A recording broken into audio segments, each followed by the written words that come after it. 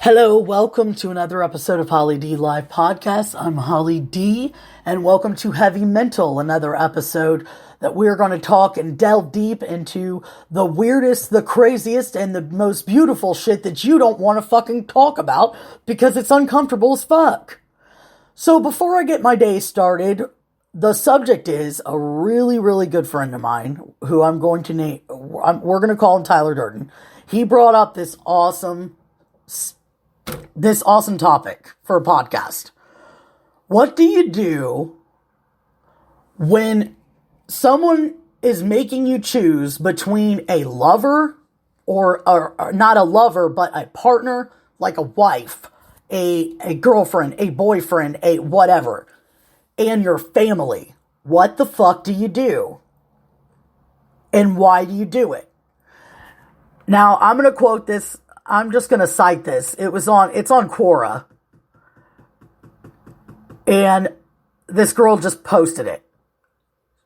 She said, I have to choose between my boyfriend and my family. What do I do?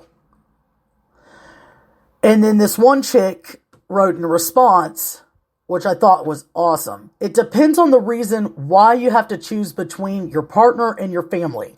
Who's making you choose? Is there any chance that you won't have to choose and there can be compromise? This is a really fucking thick one, man, because I mean, there was a lot of reasons that I lost that relationship because of my own doing, but a lot of reasons why my relationship was strained with, for those of you who know me, with my ex-girlfriend of 5.5 years for so long, is because I wanted to make my family happy, but I couldn't. You know, they didn't approve of her because they didn't approve of me being gay. So now that's another topic. But they didn't give her the time of day, so I had to split Christmases, I had to split Thanksgiving, I had to split birthdays, I had to split everything, and if I didn't get all the time, like give them all the time, then they'll be just crushed and disappointed and all this shit. But anyway, sorry I went off on a tangent. If your family does not like your partner, but you're absolutely sure that you want to spend the rest of your life with them, then choose your partner, she says. Your family will come around if they truly care about you. If you know for sure, I think that they're the motherfucking one.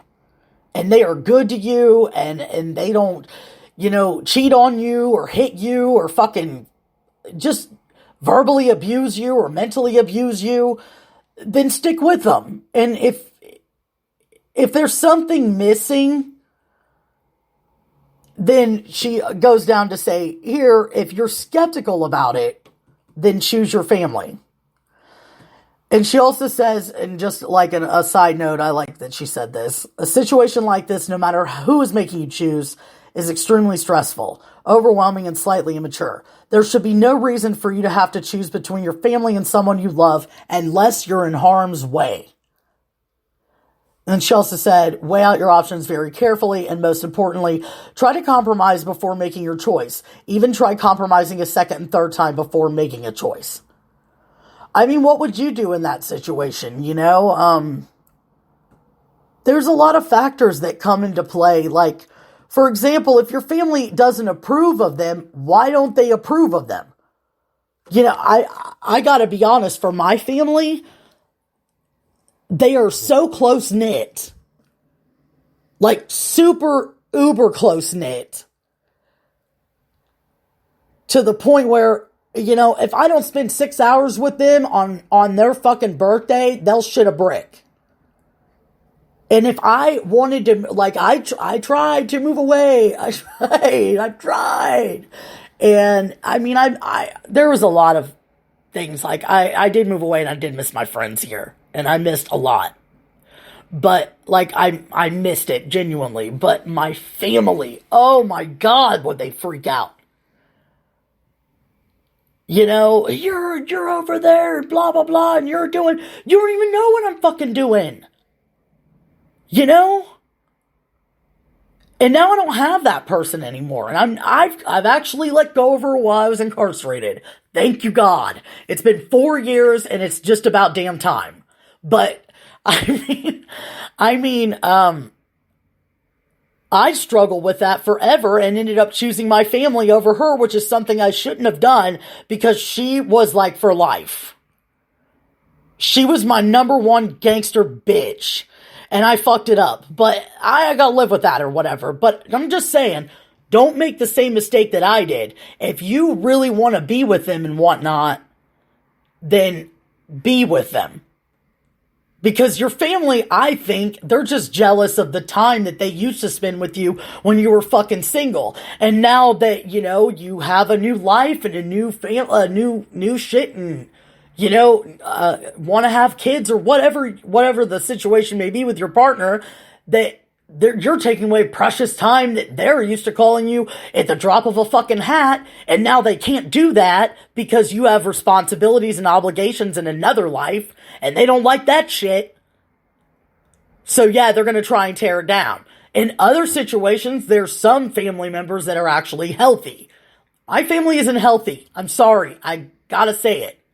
But the healthy families, let's say you're getting hit, or you're getting in a fight with somebody, or arguing or something, and then just like Durton said, or before we did this podcast, you know, what if let's say you vent to your family like, man, we got in an argument and blah, blah, blah.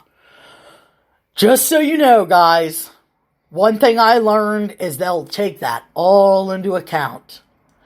And then they'll bring it up resentfully later. When you're trying to tell them that everything's good, they'll bring it up. I'm just saying. It's fucking horrid, man. Some family members can be that way, and other family members are genuinely concerned. Like if you're arguing too much, or you're worried about your safety, or, you know, like also, you know, I mean, I look up toxic relationships a lot. I know a lot of people, or did know many people that were in toxic relationships.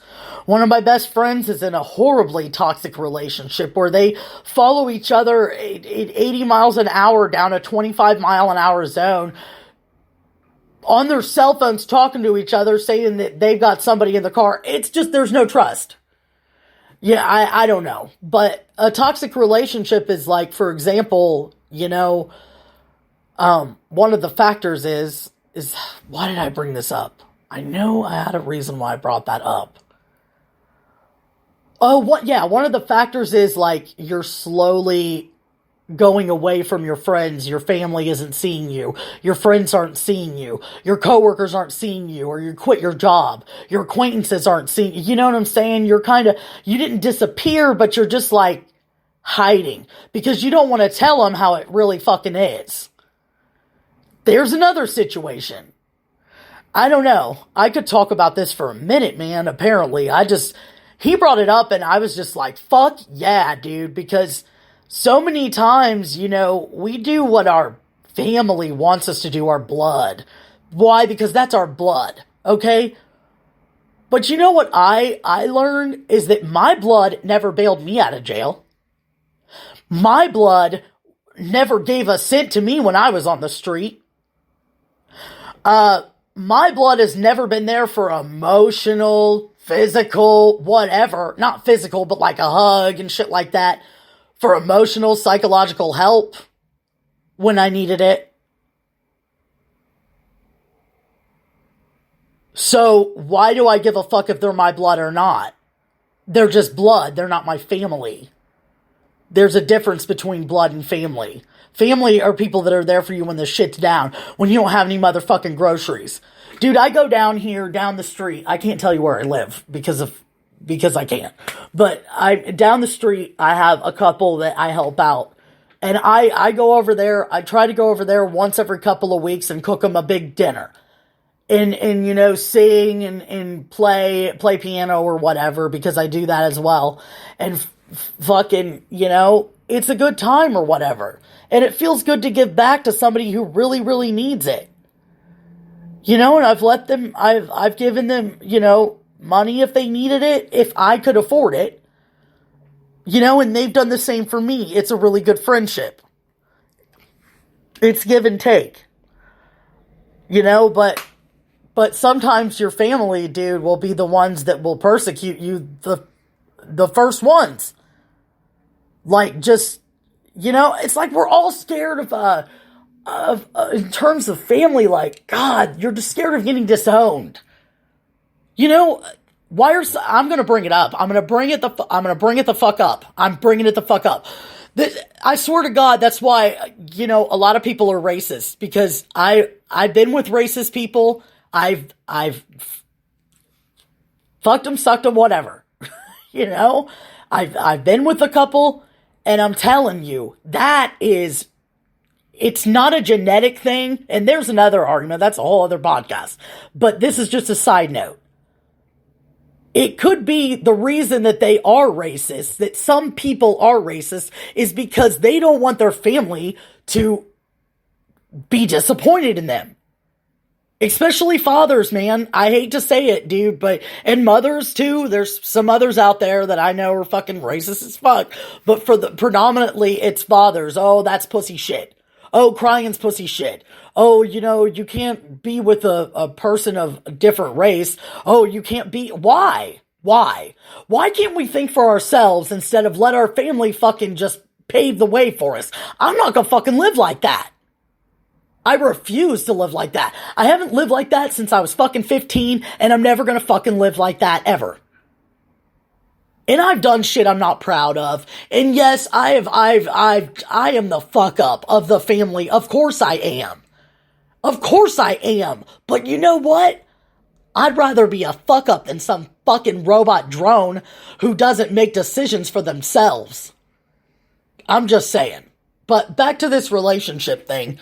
Yeah, I think it depends on the sitch. I mean, and you can comment or do whatever. I got a website, guys. I got a website, and it's not fully up and running yet, but I got it. I paid for a domain name. It's hollydeentertainment.com. It's not, I don't think there's a www in it. It's just https hollydeentertainment.com.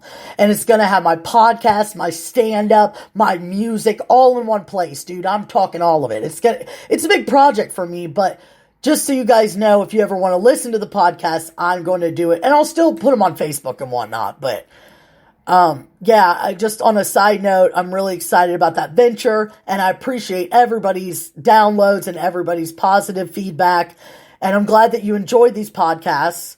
And if you have anything to say about this subject, please put it in there, because I'm curious to know somebody else's thoughts on this family versus partner thing. And you guys take care of each other, fuck each other, love each other, and I'll talk to you next time. Heavy Mental. Peace.